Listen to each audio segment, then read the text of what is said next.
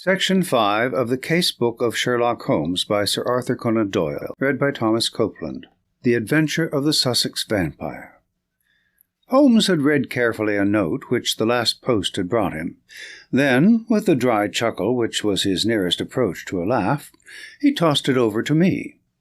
"For a mixture of the modern and the medieval, of the practical and the wildly fanciful, I think this is surely the limit," said he. "What do you make of it, Watson?" I read as follows. 46 Old Jewry, November 19th. Ray, Vampires. Sir, our client, Mr. Robert Ferguson of Ferguson and Muirhead, tea brokers of Mincing Lane, has made some inquiry from us in a communication of even date concerning vampires. As our firm specializes entirely upon the assessment of machinery, the matter hardly comes within our purview, and we have therefore recommended Mr. Ferguson to call upon you and lay the matter before you. We have not forgotten your successful action in the case of Matilda Briggs. We are, sir, faithfully yours, Morrison, and Dodd, per E.J.C. Matilda Briggs was not the name of a young woman, Watson, said Holmes in a reminiscent voice. It was a ship, which is associated with the giant rat of Sumatra, a story for which the world is not yet prepared. But what do we know about vampires? Does it come within our purview either? Anything is better than stagnation, but really we seem to have been switched on to a Grimm's fairy tale. Make a long arm, Watson, and see what V has to say. I leaned back and took down the great index volume to which he referred. Holmes balanced it on his knee, and his eyes moved slowly and lovingly over the record of old cases mixed with the accumulated information of a lifetime. "Voyage of the Glorious Scot," he read. "That was a bad business. I have some recollection that you made a record of it, Watson, though I was unable to congratulate you upon the result. Victor Lynch, the forger. Venomous Lizard or Gila. Remarkable case, that. Vittoria, the circus belle. Vanderbilt and the yeggman. Vipers. Vigor, the Hammersmith wonder. Hello, good old index. You can't beat it. Listen to this, Watson. Vampirism in Hungary, and again, vampires in Transylvania." He turned over the pages with eagerness, but after a short, intent perusal, he threw down the great book with a snarl of disappointment. "Rubbish, Watson, rubbish! What have we to do with walking corpses who can only be held in their grave by stakes driven through their hearts? It's pure lunacy." "But surely," said I, "the vampire was not necessarily a dead man. A living person might have the habit. I have read, for example, of the old sucking the blood of the young in order to retain their youth."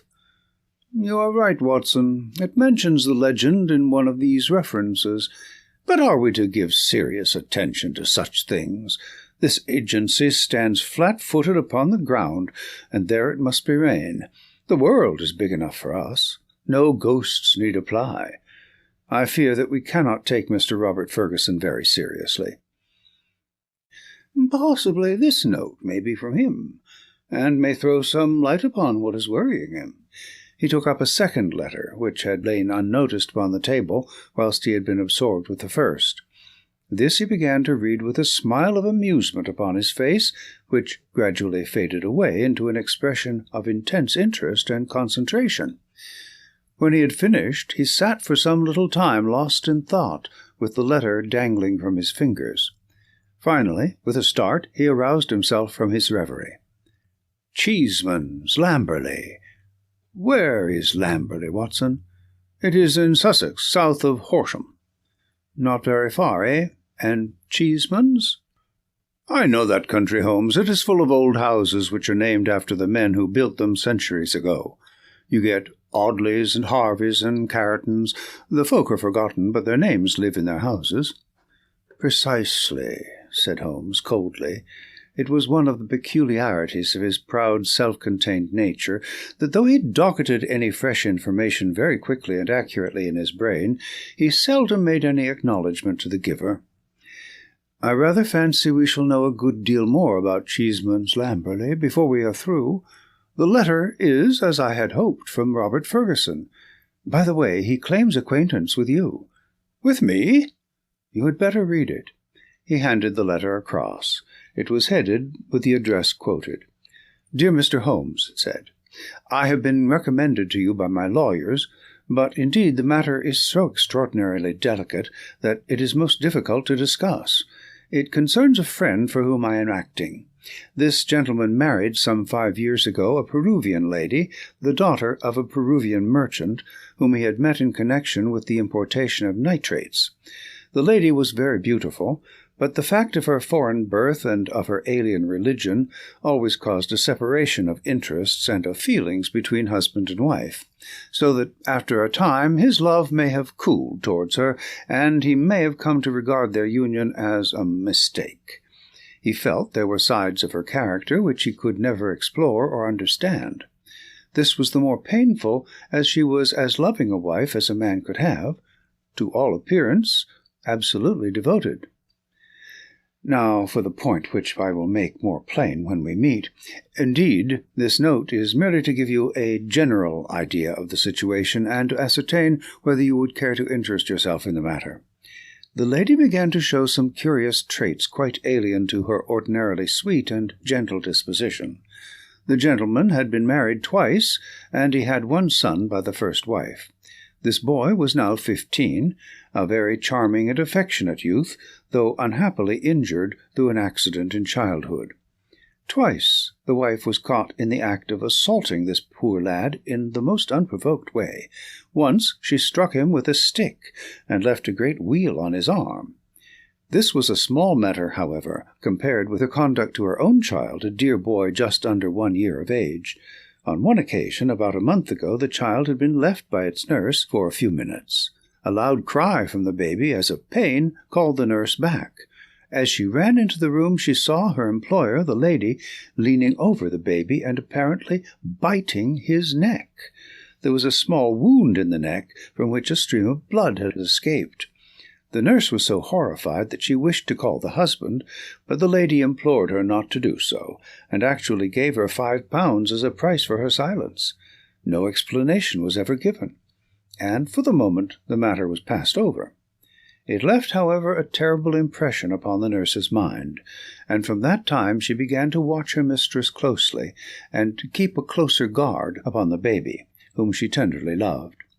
It seemed to her that even as she watched the mother, so the mother watched her, and that every time she was compelled to leave the baby alone, the mother was waiting to get at it. Day and night the nurse covered the child, and day and night the silent, watchful mother seemed to be lying in wait, as a wolf waits for a lamb. It must read most incredible to you, and yet I beg you to take it seriously, for a child's life and a man's sanity may depend upon it. At last there came one dreadful day when the facts could no longer be concealed from the husband. The nurse's nerve had given way. She could stand the strain no longer, and she made a clean breast of it all to the man. To him it seemed as wild a tale as it may now seem to you. He knew his wife to be a loving wife, and, save for the assaults upon her stepson, a loving mother. Why, then, should she wound her own dear little baby? He told the nurse that she was dreaming, that her suspicions were those of a lunatic, and that such libels upon her mistress were not to be tolerated. Whilst they were talking, a sudden cry of pain was heard. Nurse and master rushed together to the nursery. Imagine his feelings, Mr. Holmes, as he saw his wife rise from a kneeling position beside the cot, and saw blood upon the child's exposed neck and upon the sheet. With a cry of horror he turned his wife's face to the light, and saw blood all round her lips. It was she, beyond all question, who had drunk the poor baby's blood. So the matter stands. She is now confined to her room. There has been no explanation. The husband is half demented. He knows, and I know, little of vampirism beyond the name. We had thought it was some wild tale of foreign parts, and yet here, in the very heart of the English Sussex— Well, all this can be discussed with you in the morning. Will you see me? Will you use your great powers in aiding a distracted man? If so, kindly wire to Ferguson, Cheeseman's, Lamberley, and I will be at your rooms by 10 o'clock. Yours faithfully, Robert Ferguson. P.S. I believe your friend Watson played rugby for Blackheath when I was 3/4 for Richmond. It is the only personal introduction which I can give." "Of course, I remember him," said I, as I laid down the letter. "Big Bob Ferguson, the finest 3/4 Richmond ever had. He was always a good-natured chap. It's like him to be so concerned over a friend's case." Holmes looked at me thoughtfully and shook his head. "I never get your limits, Watson," said he. "There are unexplored possibilities about you. Take a wire down, like a good fellow. We'll examine your case with pleasure." "Your case? We must not let him think that this agency is a home for the weak-minded. Of course it is his case. Send him that wire, and let the matter rest till morning." Promptly at 10 o'clock next morning, Ferguson strode into our room. I had remembered him as a long, slab-sided man with loose limbs and a fine turn of speed, which had carried him round many an opposing back. There is surely nothing in life more painful than to meet the wreck of a fine athlete whom one has known in his prime. His great frame had fallen in, his flaxen hair was scanty, and his shoulders were bowed. I fear that I roused corresponding emotions in him. "Hullo, Watson," said he, and his voice was still deep and hearty.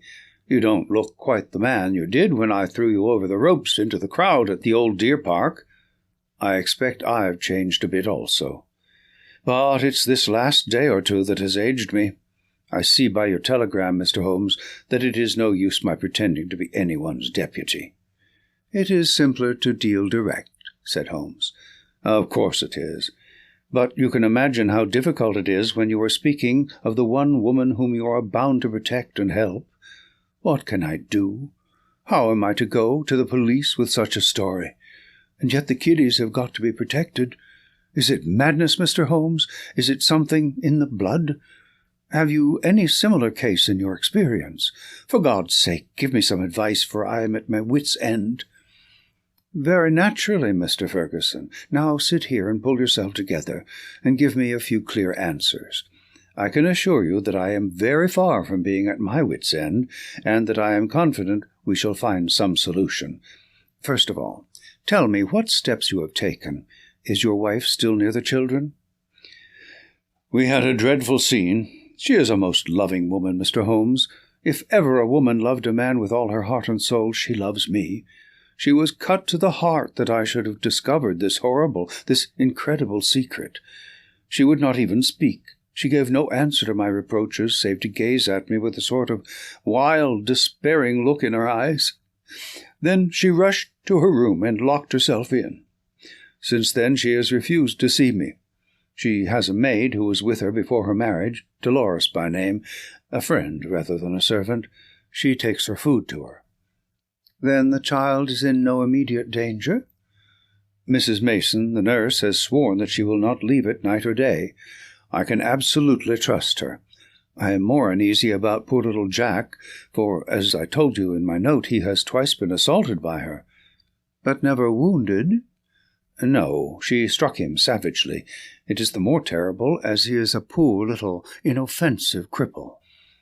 Ferguson's gaunt features softened as he spoke of his boy. You would think that the dear lad's condition would soften anyone's heart. A fall in childhood and a twisted spine, Mr. Holmes, but the dearest, most loving heart within. Holmes had picked up the letter of yesterday and was reading it over.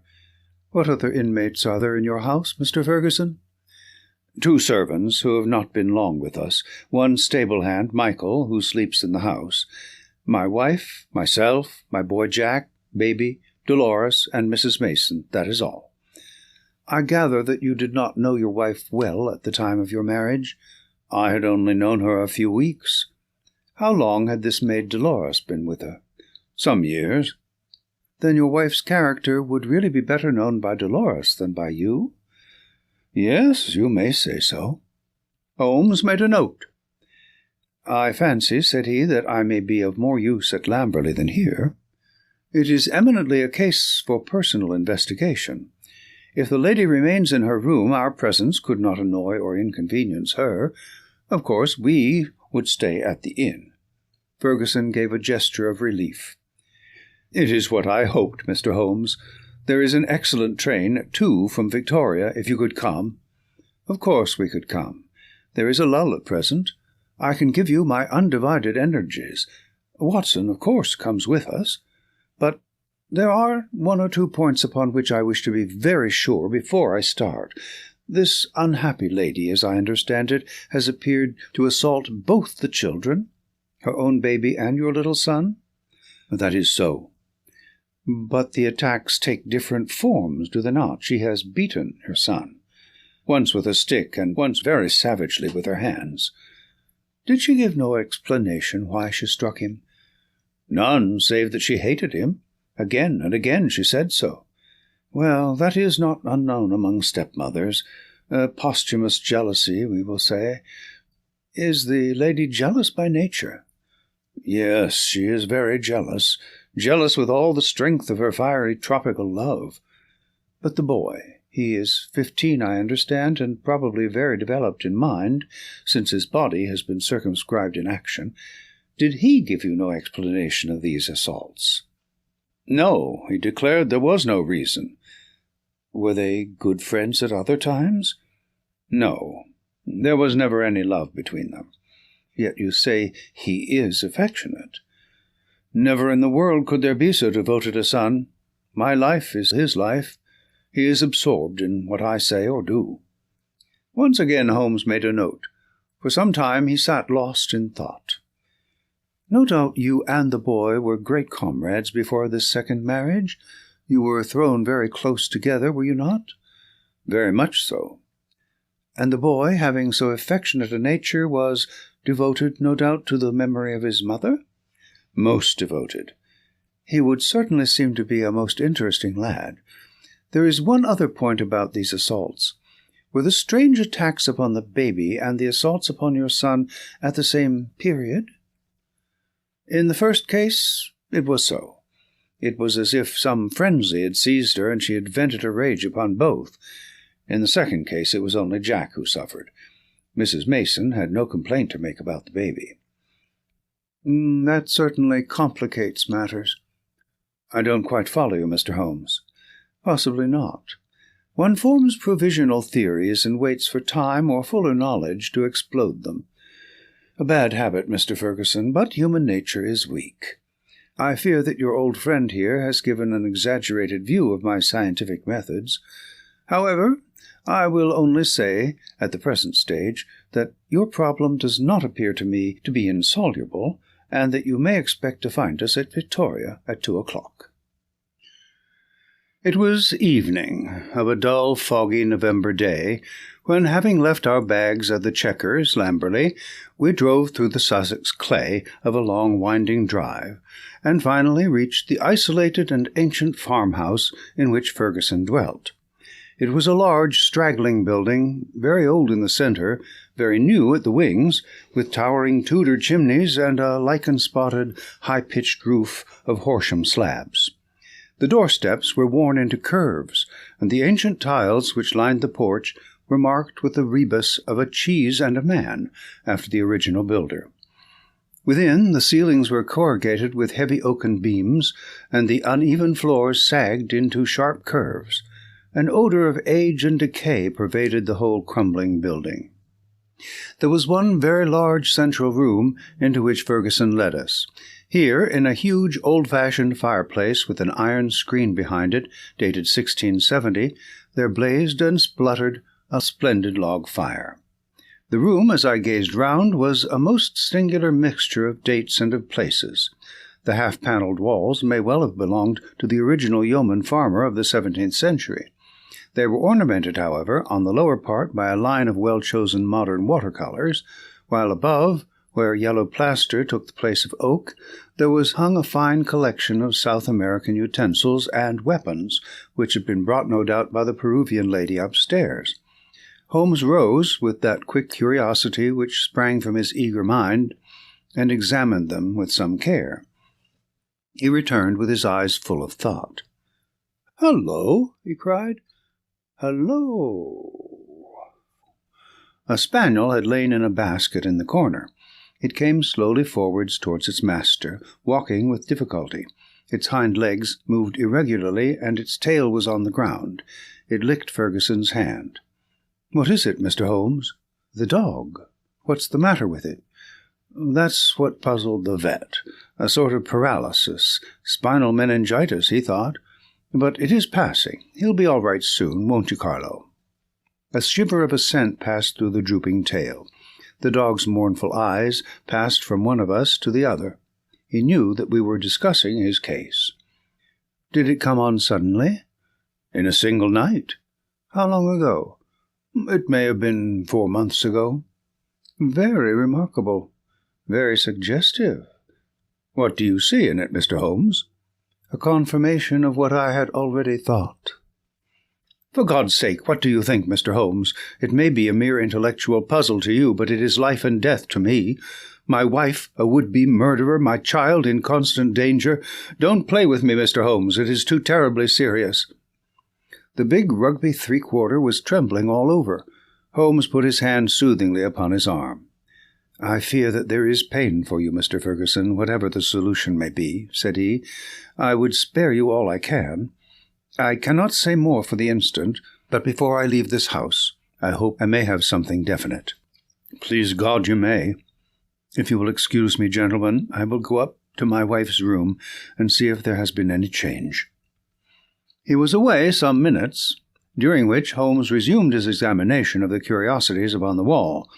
When our host returned, it was clear from his downcast face that he had made no progress. He brought with him a tall, slim, brown-faced girl. "The tea is ready, Dolores," said Ferguson. "See that your mistress has everything she can wish." "She very ill," cried the girl, looking with indignant eyes at her master. "She no ask for food. She very ill. She need doctor. I frightened stay alone with her without doctor." Ferguson looked at me with a question in his eyes. "I should be so glad if I could be of use. Would your mistress see Dr. Watson?" "I take him. I no ask leave. She needs doctor." "Then I'll come with you at once." I followed the girl, who was quivering with strong emotion, up the staircase and down an ancient corridor. At the end was an iron-clamped and massive door. It struck me as I looked at it that if Ferguson tried to force his way to his wife, he would find it no easy matter.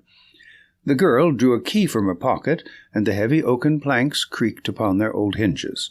I passed in, and she swiftly followed, fastening the door behind her. On the bed, a woman was lying who was clearly in a high fever.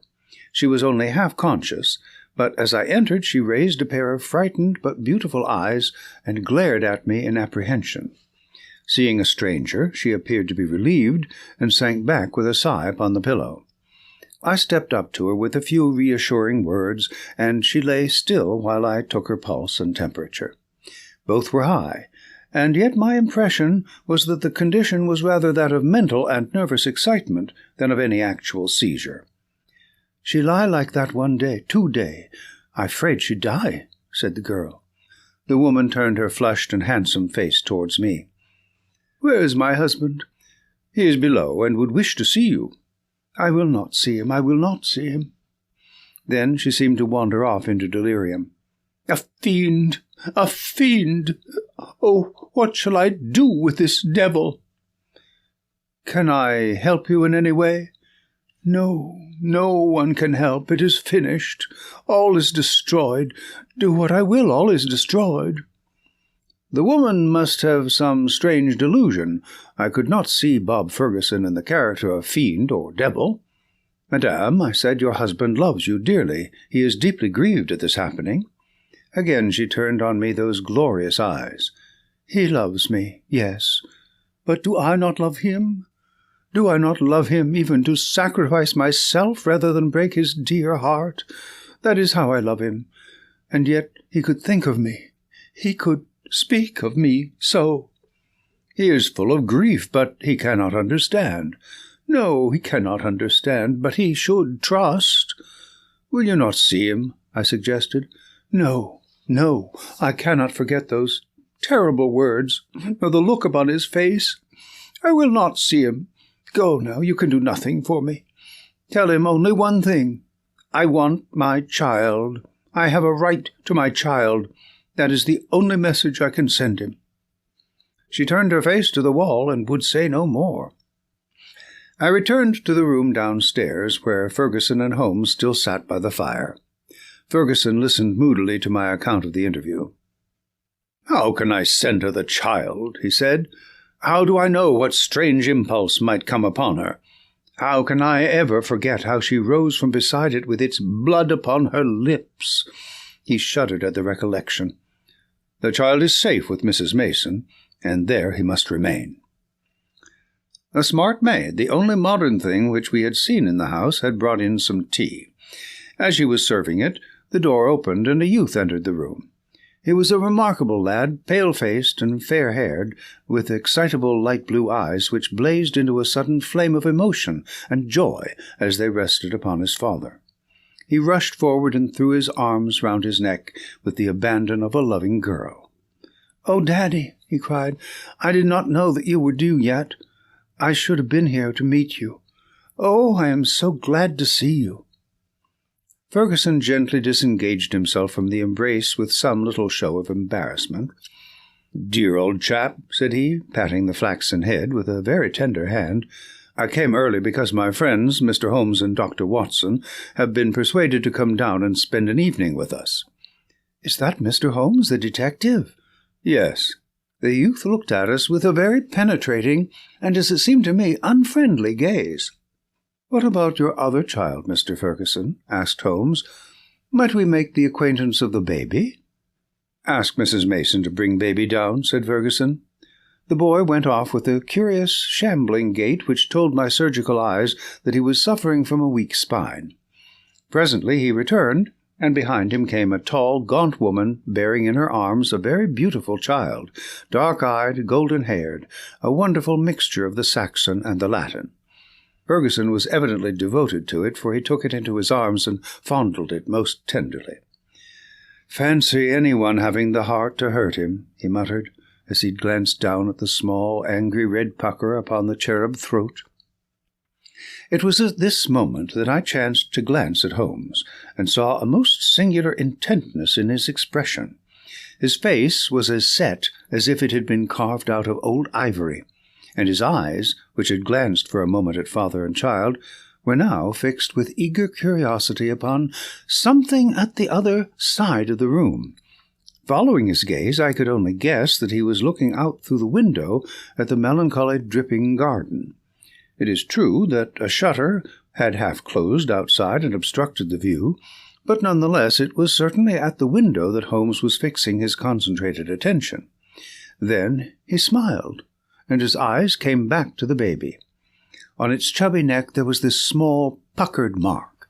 Without speaking, Holmes examined it with care. Finally he shook one of the dimpled fists which waved in front of him. "Good-bye, little man. You have made a strange start in life. Nurse, I should wish to have a word with you in private." He took her aside and spoke earnestly for a few minutes. I only heard the last words, which were, "Your anxiety will soon, I hope, be set at rest." The woman, who seemed to be a sour, silent kind of creature, withdrew with the child. "What is Mrs. Mason like?" asked Holmes. "Not very prepossessing externally, as you can see, but a heart of gold and devoted to the child." "Do you like her, Jack?" Holmes turned suddenly upon the boy. His expressive, mobile face shadowed over, and he shook his head. "Jackie has very strong likes and dislikes," said Ferguson, putting his arm round the boy. "Luckily, I am one of his likes." The boy cooed and nestled his head upon his father's breast. Ferguson gently disengaged him. "Run away, little Jackie," said he, and he watched his son with loving eyes until he disappeared. "Now, Mr. Holmes," he continued, when the boy was gone, "I really feel that I have brought you on a fool's errand, for what can you possibly do save give me your sympathy? It must be an exceedingly delicate and complex affair from your point of view." "It is certainly delicate," said my friend with an amused smile, "but I have not been struck up till now with its complexity. It has been a case for intellectual deduction. But when this original intellectual deduction is confirmed point by quite a number of independent incidents, then the subjective becomes objective, and we can say confidently that we have reached our goal." I had in fact reached it before we left Baker Street, and the rest has merely been observation and confirmation." Ferguson put his big hand to his furrowed forehead. "For heaven's sake, Holmes," he said hoarsely, "if you can see the truth in this matter, do not keep me in suspense. How do I stand? What shall I do? I care nothing as to how you have found your facts so long as you have really got them." "Certainly I owe you an explanation, and you shall have it. But you will permit me to handle the matter in my own way? Is the lady capable of seeing us, Watson?" "She is ill, but she is quite rational." "Very good. It is only in her presence that we can clear the matter up. Let us go up to her." "She will not see me," cried Ferguson. "Oh, yes, she will," said Holmes. He scribbled a few lines upon a sheet of paper. "You, at least, have the entrée, Watson. Will you have the goodness to give the lady this note?" I ascended again and handed the note to Dolores, who cautiously opened the door. A minute later, I heard a cry from within, a cry in which joy and surprise seemed to be blended. Dolores looked out. "She will see them. She will listen," said she. At my summons, Ferguson and Holmes came up. As we entered the room, Ferguson took a step or two towards his wife, who had raised herself in the bed, but she held out her hand to repulse him. He sank into an armchair, while Holmes seated himself beside him, after bowing to the lady, who looked at him with wide-eyed amazement. "I think we can dispense with Dolores," said Holmes. "Oh, very well, madame. If you would rather she stayed, I can see no objection. Now, Mr. Ferguson, I am a busy man with many calls, and my methods have to be short and direct. The swiftest surgery is the least painful. Let me first say what will ease your mind. Your wife is a very good, a very loving, and a very ill-used woman." Ferguson sat up with a cry of joy. "Prove that, Mr. Holmes, and I am your debtor forever."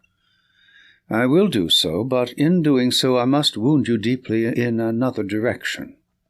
"I care nothing so long as you clear my wife. Everything on earth is insignificant compared to that." "Let me tell you, then, the train of reasoning which passed through my mind in Baker Street. The idea of a vampire was to me absurd. Such things do not happen in criminal practice in England, and yet your observation was precise. You had seen the lady rise from beside the child's cot with the blood upon her lips." "I did." "Did it not occur to you that a bleeding wound may be sucked for some other purpose than to draw the blood from it? Was there not a queen in English history who sucked such a wound to draw poison from it?" "Poison?" "A South American household.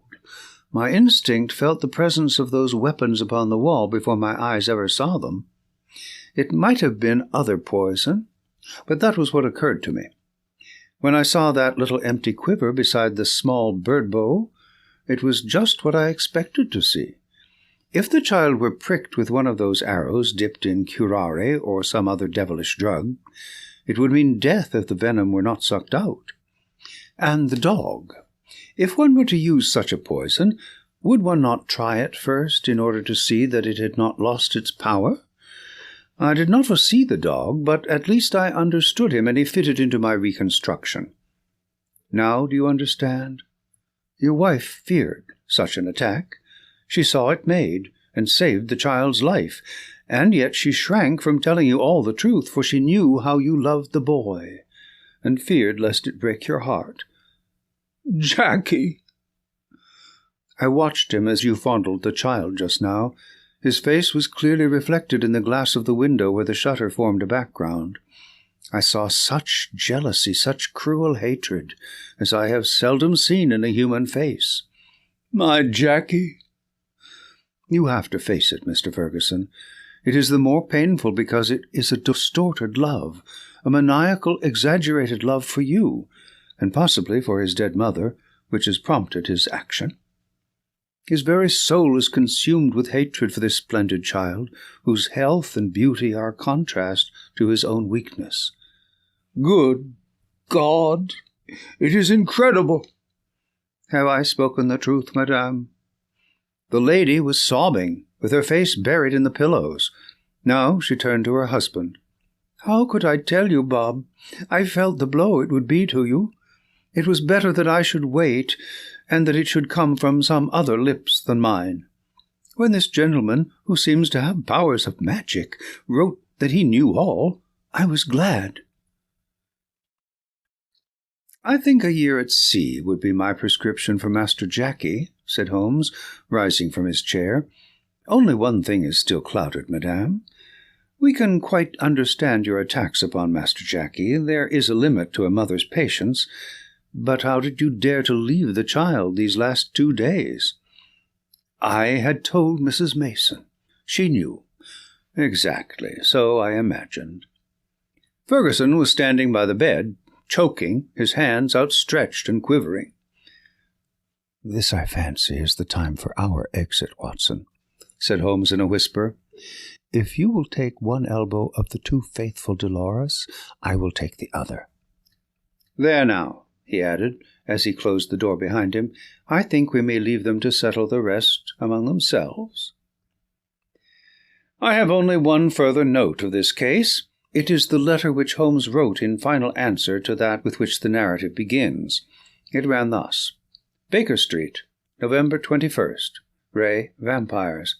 Sir, referring to your letter of the 19th, I beg to state that I have looked into the inquiry of your client, Mr. Robert Ferguson, of Ferguson and Weirhead, tea brokers of Mincing Lane, and that the matter has been brought to a satisfactory conclusion. With thanks for your recommendation, I am, sir, faithfully yours, Sherlock Holmes. End of The Adventure of the Sussex Vampire.